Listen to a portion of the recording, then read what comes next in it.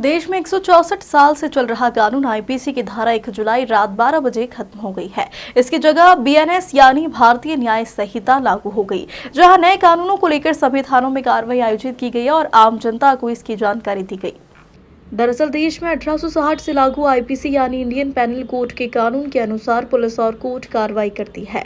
164 साल पुराने इस कानून को बदलकर अब केंद्र सरकार ने भारतीय न्याय संहिता बना दी, जिसमें आईपीसी की 511 धाराओं के स्थान पर सिर्फ 358 धाराएं रहेगी।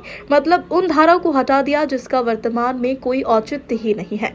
वही ऐसी धाराओं को कड़ा कर दिया है जिसमें सख्त सजा या फिर राहत देने की जरूरत थी। इसके अलावा अब तक कानून के साथ दंड संहिता 1972 मान्य थी, लेकिन नया कानून बनने के बाद दंड प्रक्रिया भी नई लागू हो गई है।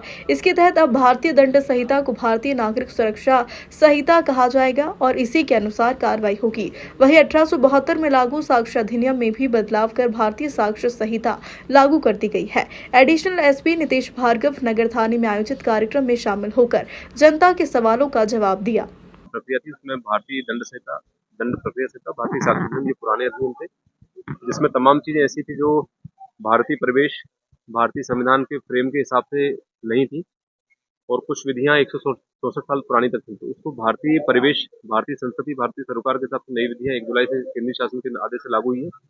आज ये निर्देश था माननीय केंद्रीय गृह मंत्रालय का कि देश के प्रत्येक थाने में आज आप जनता के समस्त वर्गों से बात करें, उनसे संपर्क करें और उन तक जो नई आपराधिक कानून लागू हुए हैं उनका जिस्ट था, उनके बारे में लोगों को संवेदनशील करें ताकि लोगों के मन में क्वेश्चन आए और जो उसमें पारदर्शिता लाई गई, उसमें नए प्रावधान किए गए, उससे रूबरू कराएं ताकि जनता सहज होकर और निष्पक्ष होकर थाने तक अपनी बात पहुंचा पाए। कब से लागू हुआ?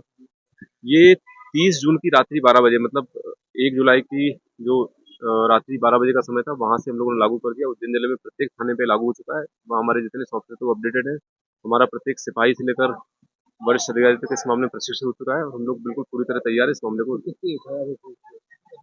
अभी जो है आज सुबह तक, रात से लेकर कभी 7 से 8 एफआईआर अपने संज्ञान में आई है और लगातार उसी क्रम में हम लोग फॉलो कर रहे हैं इसको। आईपीसी और बीएनएस का अंतर क्या है?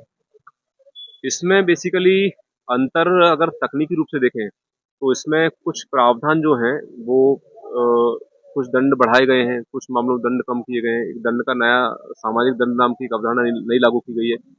कुछ चीजें ऐसी हैं जो पहले विक्टिम के पक्ष में नहीं थी, तो अब पूरी संहिता जो है पीड़ित के पक्ष को ध्यान रखते हुए बनाई गई और आरोपी जो है उसको बचने का अवसर नहीं मिल रहा है। इन सब चीजों का इसमें समावेश किया गया है। उज्जैन से संदीप पांडला की रिपोर्ट।